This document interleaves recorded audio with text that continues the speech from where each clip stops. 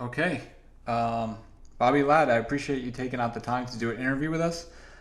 Before we get started, I just want to speak real quick about your interview with Art of Dialogue. I know we were going to do one, and then Reggie kind of advised you go ahead and do his first. He has more of a reach, so I don't want people to think we're just trying to snake his interviews. But no, I appreciate you taking the time to talk to me today. Yeah, no problem. We had been trying to do it for a couple of weeks now, so I'm glad we finally get to do it.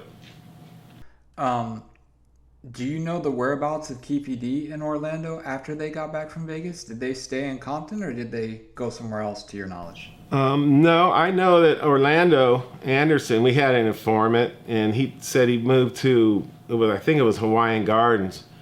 He stayed over there in an apartment with a girl, and we didn't see Keefe at all during this time either.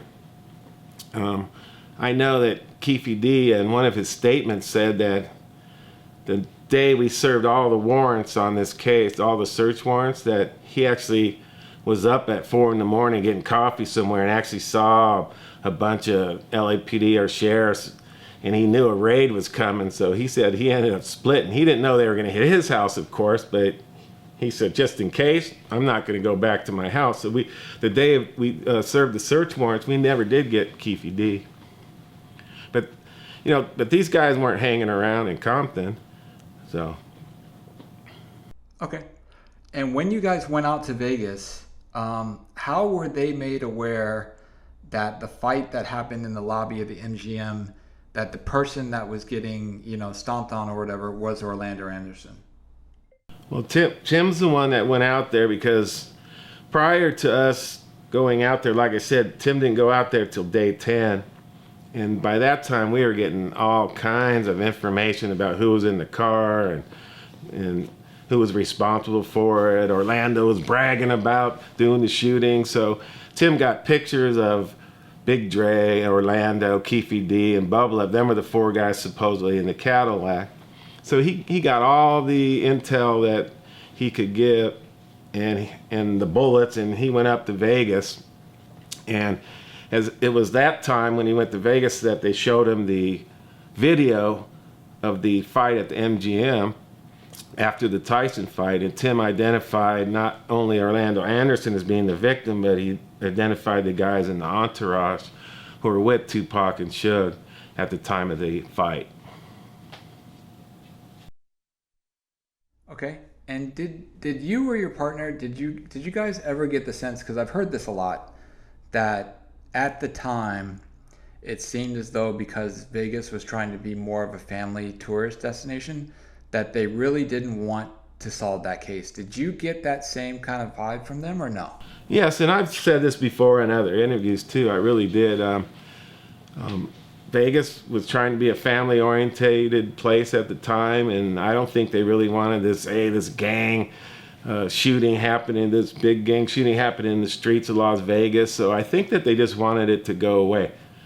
That's the feeling that we got, and I've said that before, and I'm still sticking to that because really it seemed like, I don't want to bash Vegas, but it seemed like they didn't really want to do anything back then. But again, they didn't have the knowledge that we had working gang cases because gangs were just starting to go out to Vegas, and they didn't know how to talk to gang members, and they didn't know how to handle a gang case like this, really, to be honest with you. So. Okay. And I wanted to ask you this because a lot of people say if the shooting in Vegas didn't happen, but the fight in the MGM still did, that both Suge and Tupac would have been sent back to jail due to, with Suge, probation violation. With Tupac, he was, on bail or whatever. But if you guys hadn't ID'd or if the shooting ever never happened, would anybody have ever seen that video on at the MGM, or do you think it would have been something that just never got brought up again? Well, nothing. I believe that nothing would have happened if the shooting didn't happen. If Tupac didn't end up getting shot and killed, I don't think nothing would have happened because Orlando was the type of guy that, hey, I'm going to take care of this stuff myself. I'm not going to get the police involved. And that's exactly what he did. So after the fight, the security guards kind of at the MGM broke it up, and they talked to him, and he didn't want anything done.